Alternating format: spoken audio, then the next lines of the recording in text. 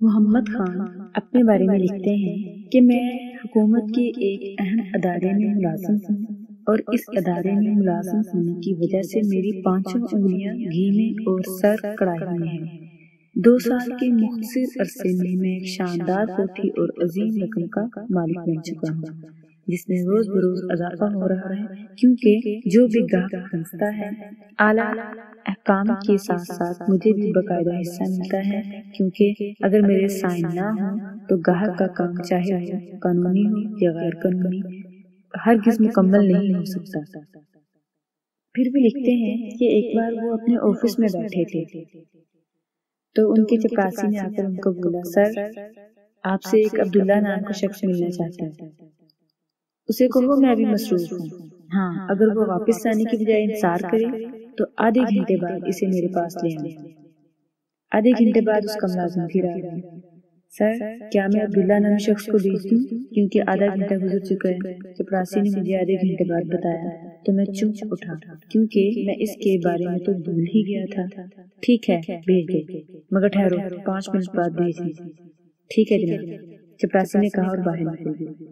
ٹھیک 5 منٹ بعد ایک بارش بزرگ میرے دفتر میں داخل ہوئی۔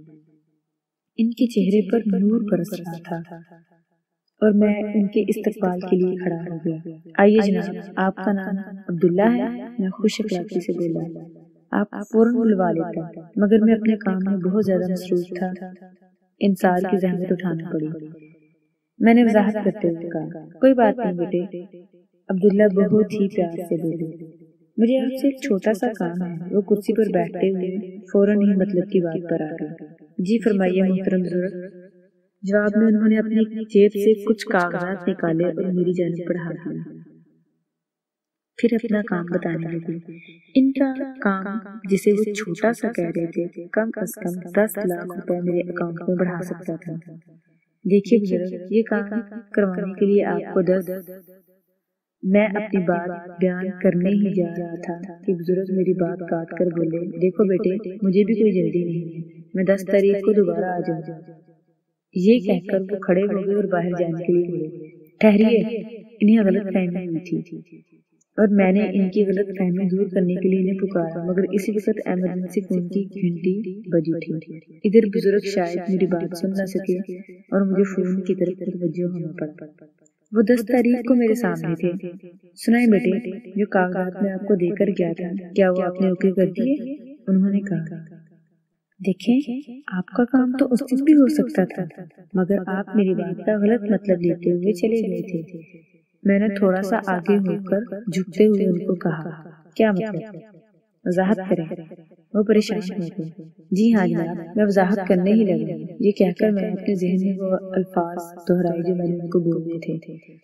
اس روز میں آپ سے یہ کہہ رہا تھا، آپ کا یہ کام 10,000 روپوں میں ہو سکتا ہے اور وہ بھی فوراً، چٹکی بجاتے ہوئے، مگر آپ نے صرف 10 کا لفظ ہی سنا اور غلط مطلب لے لیا کہ میں آپ کو 10 تاریخ کا کہہ رہا ہوں۔ امید ہے میری بات آپ کی سمجھ میں آ گئی ہوگی۔ 10,000 روپے؟ کیا مطلب؟ یہ سرکاری فیس ہے؟ نہیں جناب، اسے آپ نذرانہ کہہ سکتے ہیں۔ کیا آپ مجھ سے رشوت مانگ رہے ہیں؟ آپ اسے رشوت بھی کہہ سکتے ہیں، مگر بیٹے میں رشوت نہیں دینا چاہتا، وہ بولے۔ پھر آپ جا سکتے ہیں۔ جواب میں عبداللہ خاموش رہے، کچھ نہ بولے۔ میں نے کہا، دیکھیے آپ کو 10,000 روپے دینے سے 2 لاکھ روپے کا فائدہ ہو رہا ہے، کیا آپ 2 لاکھ روپے حاصل نہیں کرنا چاہتے؟ رشوت دے کر میں جہنم کی آگ نہیں خریدنا چاہتا۔ عبداللہ بولے، آپ کیا کہنا چاہتے ہیں؟ نبی اکرم صلی اللہ علیہ وآلہ وسلم کا ارشاد ہے کہ رشوت دینے والا اور رشوت دینے والا دونوں دوست ہیں، اس لیے بیٹے میں جہنم کی آگ نہیں خریدنا چاہتا۔ ان کی بات سن کر میں کانپ اٹھا۔ بیٹے رشوت لے کر کیوں اپنے لیے آگ خرید رہے ہیں؟ اب بھی وقت ہے، توبہ کر لو، اللہ جی کی مغفرت کے دروازے ہر وقت کھلے ہیں۔ ان کی بات سن کر میں نے خود کو ٹٹولا، میں رشوت لینے سے توبہ کر لوں؟ تو فوراً آواز آئی، ہرگز نہیں، اس طرح تو میں بالکل کنگال ہو جاؤں گا۔ میں شرمندہ ہوں سر، میں توبہ کر سکتا ہوں اور نہ ہی آپ کا کام، آپ جا سکتے ہیں۔